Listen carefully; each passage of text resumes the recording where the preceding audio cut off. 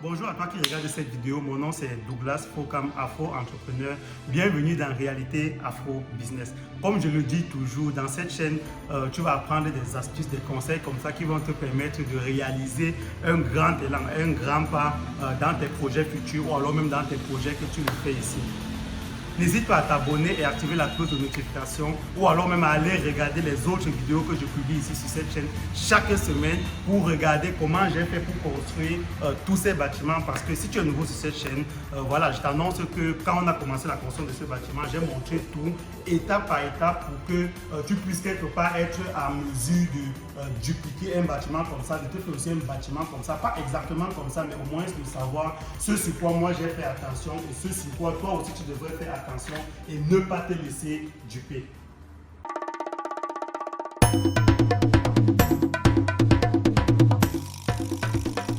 Aujourd'hui, on va parler de la désinfection du bâtiment. Plusieurs personnes commettent cette grave erreur-là lorsqu'ils ont fini de construire leur loge, lorsqu'ils ont fini de construire leur bâtiment, de faire entrer directement les porcs. Soit par précipitation, soit juste peut-être par paresse ou alors par ignorance parce qu'ils ne savent pas que les bâtiments qu'ils ont construits sont souillés déjà à la base et le fait de rentrer les porcs dans ce type de bâtiment, ça tue ces porcs tout simplement. Ou alors les gens font même rentrer les porcs bien que les porcs n'ont pas eu de problème, n'ont pas contracté de maladie.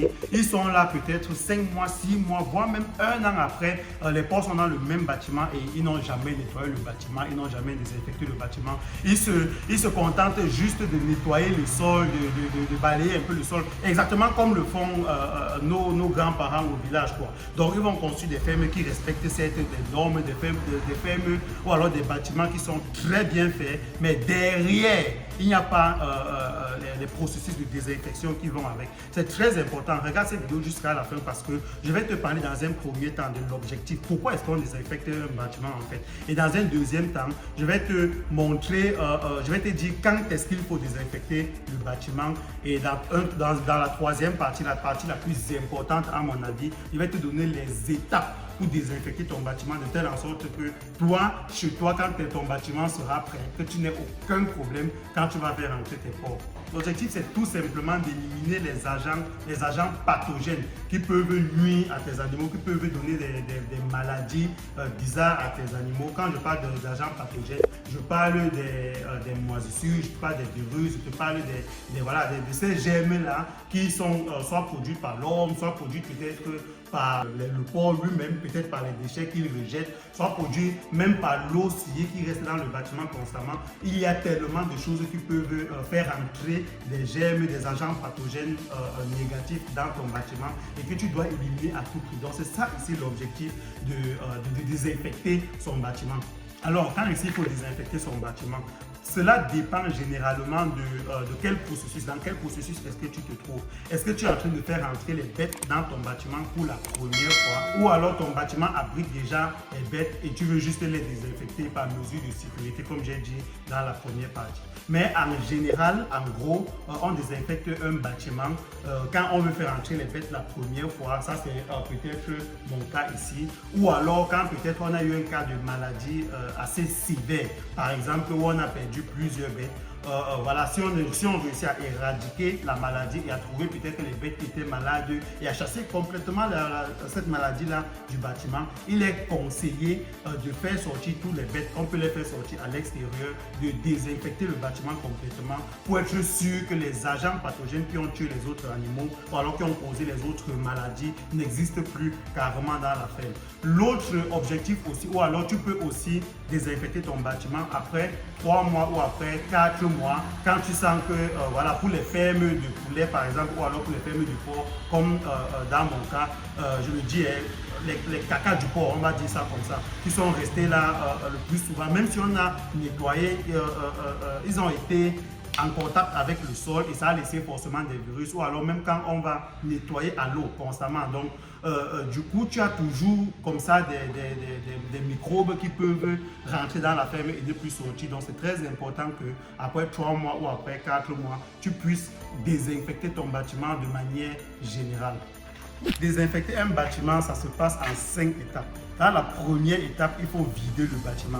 Vider le bâtiment ici, si c'est par exemple pour le cas de quelqu'un qui a déjà commencé l'élevage dans son bâtiment, vider le bâtiment, c'est soit faire sortir les bêtes et voilà, peut-être nettoyer vraiment un peu le sol, retirer tout ce qu'il y a comme déchets au sol, ou alors si c'est que ton bâtiment n'a pas encore abrité les porcs, comme dans mon cas, vider le bâtiment, c'est retirer vraiment tout ce qu'il y a comme matériaux de construction qui est resté là, tout ce que peut-être les maçons ont dû retirer. Donc vraiment, vider le bâtiment, c'est vraiment juste rendre le bâtiment vide, complètement vide, comme les porcs pourraient entrer en fait. Donc c'est en fait ça, vider le bâtiment, c'est la première étape. Et la deuxième étape, c'est, je dirais, pas très important, mais je vois ça comme une sorte de piège parce que les ignorants ici passent directement à la troisième étape en laissant la deuxième étape. Tu vas comprendre pourquoi je dirais que c'est un piège, quoi. Il s'agit du trempage. Tout comme tes vêtements que tu veux laver à la maison, quelqu'un qui ne lave pas très bien les vêtements, il va juste les laver, prendre vraiment le temps de bien laver les habits. Et en fin de compte, quand il va sécher les habits jusqu'à tout sera complètement, il va se rendre compte que non, il y a encore des taches. Et c'est là où il va se dire que bon, peut-être j'aurais dû tremper d'abord pendant quelques jours avant de laver pour pouvoir éliminer cette tache. C'est en fait la même chose ici. Ici, il faut tremper le bâtiment. C'est exactement pareil comme avec les habits. Il faut tremper le bâtiment. Et quand on parle de tremper tout un grand bâtiment comme ça, tu comprends qu'on a besoin de beaucoup d'eau. On revient encore sur la problématique de l'eau ou le forage, un puits ou un forage pour ta ferme. Dans les cas comme ça, par exemple, où tu as besoin de beaucoup d'eau, je ne sais pas ce que tu aurais utilisé, mais si tu veux savoir mon avis, tu peux aller regarder la vidéo que j'ai fait à ce sujet, juste en cliquant là ou là, je ne sais pas, où le lien va s'afficher. Donc, pour tremper ton bâtiment, comme j'ai dit, tu as besoin de beaucoup d'eau, tu as besoin de pratiquement 3 litres d'eau par centimètre carré. Pour ton bâtiment. Donc, tremper ton bâtiment, c'est quoi? C'est mouiller le bâtiment avec beaucoup d'eau, comme j'ai déjà dit, et laisser le bâtiment mouillé pendant pratiquement 5 heures ou 6 heures de temps. L'objectif ici, c'est que certains microbes puissent se détacher de la surface. Exactement comme avec les habits, comme j'ai dit tout à l'heure. Parce qu'il y a certains microbes que lorsqu'ils sont en contact, certains microbes organiques, lorsqu'ils sont en contact avec l'eau, ils vont se décoller de la surface et ils pourront être nettoyés ou éradiqués plus facilement. Donc il est très important, avant de passer à la quatrième étape qui est le lavage déjà, il est très important de tremper d'abord ton bâtiment et de le laisser au repos pendant pratiquement 5 heures ou 6 heures de temps. Du coup, la troisième étape, c'est le lavage. Pour le lavage, pour moi, c'est l'étape la plus importante et la plus critique. Si le lavage n'est pas très bien fait, même lorsque tu vas venir avec des produits chimiques pour désinfecter le bâtiment, tu n'auras pas éradiqué tous les germes, tous les agents pathogènes qui peuvent être présents dans la ferme. Donc il est important ici de laver. Quand on parle de laver, on parle vraiment de frotter chaque centimètre carré ou bien même chaque millimètre carré de toutes les surfaces de la ferme. Il faut noter que certains agents pathogènes ne s'éliminent que par frottement. Donc ce n'est vraiment que quand tu as frotté la surface avec une éponge que tu peux éliminer ces agents-là. Donc c'est très important pendant le lavage de frotter toutes les surfaces de ton bâtiment.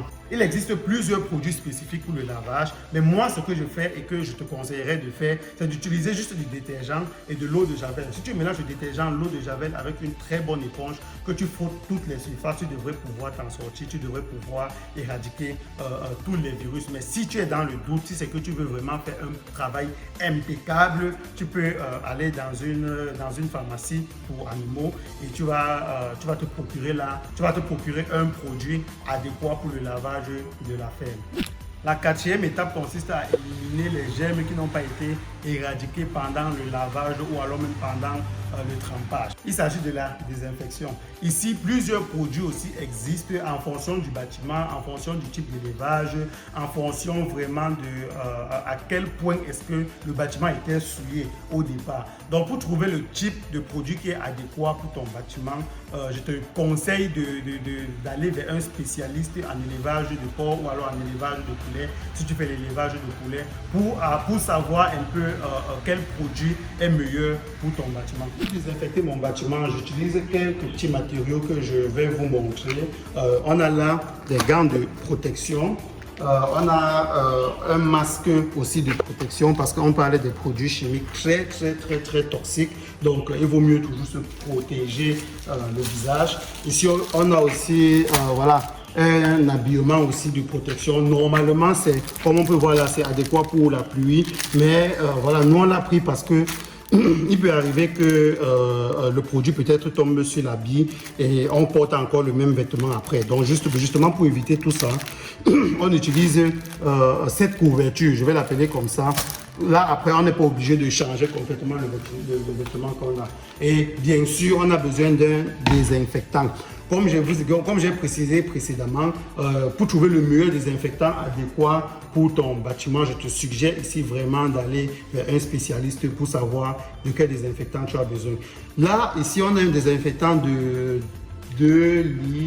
litre. Ici, on a un désinfectant d'1 litre et avec ce désinfectant, on peut le mélanger dans pratiquement 50 litres d'eau. Donc, on voit que lui il est largement suffisant pour désinfecter tout ce bâtiment. Donc, ce ne sont pas des gros investissements. Là, je l'ai eu à quoi? À 5 000 francs CFA. 5 000, non, 3 000. 3500 francs CFA, exactement. Là, je l'ai eu à 3500 francs CFA. Donc, ce n'est pas quelque chose, désinfecter un bâtiment n'est pas quelque chose qui va te prendre énormément d'argent. Donc, tu aurais compris, désinfecter le bâtiment, c'est ce qu'on va faire aujourd'hui. Je vais te montrer aussi quelques extraits, comment on le fait, parce que je vais aussi mitmachen, comme on dit en allemand, je vais aussi participer. Et voilà, c'est exactement ce qu'on va faire, parce que là, on a déjà fait toutes les autres étapes, l'étape 1 à l'étape 3, on a déjà fait, tout a déjà été fait, quoi. Trempage, lavage, tout a été fait. Donc là, aujourd'hui, on va désinfecter le bâtiment et par la suite, maintenant, on va passer à la 5e étape. Alors, la 5e étape, aussi une étape très importante, c'est le vide sanitaire. Quand on parle de vide sanitaire, c'est différent de la première étape où il faut vider le bâtiment. Le vide sanitaire ici, c'est quoi? C'est de vider le bâtiment de tous les produits chimiques qu'on a utilisés pour désinfecter le bâtiment. Donc, vide sanitaire consiste à ouvrir toutes les portes, avoir le maximum d'aération possible pour laisser l'air entrer et sortir du bâtiment. Raison pour laquelle, si tu te souviens, j'avais fait une vidéo où je te parlais de l'orientation de ton bâtiment, qu'il est aussi important de te faire accompagner lors de la construction de ton bâtiment. Comme ici, on a orienté le bâtiment de telle sorte que le vent passe, le vent entre par devant et il ressort par derrière. Donc du coup, lors du vide sanitaire, ici, on n'aura absolument pas de problème parce que du coup, le vent va s'occuper de ça. Quand le vent, lui, va entrer, porter toutes les odeurs toxiques, porter vraiment tout ce qui est ici, comme reste en produit chimique pour sortir avec par l'arrière du bâtiment. Donc après le vide sanitaire, les bêtes peuvent être réintroduites dans la ferme après 2 ou 3 jours au maximum. Pas vraiment besoin d'attendre plus longtemps que ça. 2 ou 3 jours, ça suffit largement si ton bâtiment est bien aéré. Là, je suis déjà habillé pour le processus de désinfection. N'ayez pas peur, le corona n'est pas de retour. Parce que ça nous rappelle du coup le corona quand tu avais un peu de tout, tu partais à l'hôpital et puis les docteurs s'habillaient comme si tu étais un vampire, quoi. Donc du coup, je suis prêt. C'est vraiment comme ça que je préfère que nous on s'habille pour désinfecter le bâtiment parce que comme je dis, ce sont des produits très toxiques et il en va vraiment de la sécurité humaine avant tout. Raison pour laquelle bien se protéger. Donc là, on a le désinfectant et là, on a la mini pompe.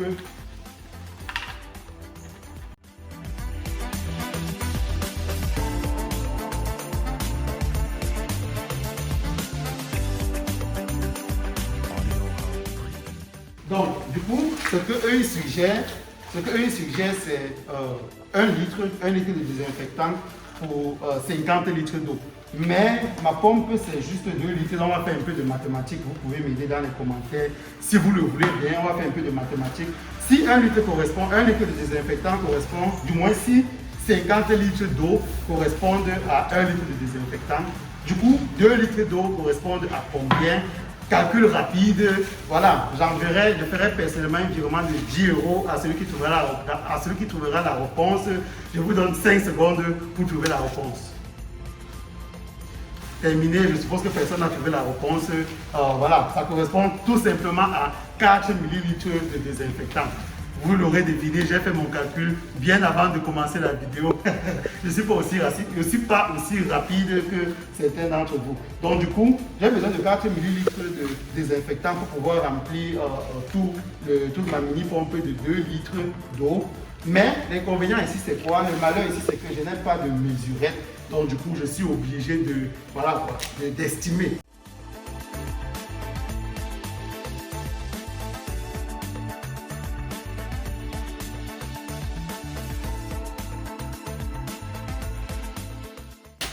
Donc du coup, je vais remplir la pompe d'eau. On a un robinet juste par ici.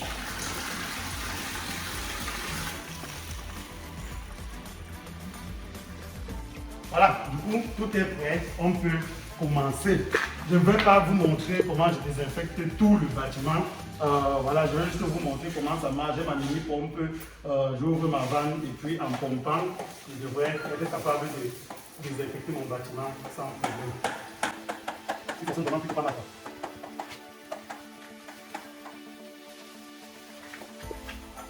Ici, l'important vraiment de faire passer le vide sur chaque centimètre carré de surface pour être sûr qu'on éradique bien tous les agents pathogènes qui sont restés. C'est très important pour ne pas qu'on fait entrer ces porcs et directement après, on a des maladies qui se lèvent pas très beau. Voilà, on arrive au terme de cette vidéo. J'espère qu'elle t'aurait plu, j'espère qu'elle t'aurait inspiré, j'espère que tu aurais appris pas mal de choses. Voilà, si la vidéo t'a plu, tu sais ce que tu as à faire, me laisser un petit pouce bleu, t'abonner si tu ne l'as pas encore fait et activer les cloches de notification. À la prochaine pour des vidéos aussi palpitantes sur Réalité Afro Business. Ciao!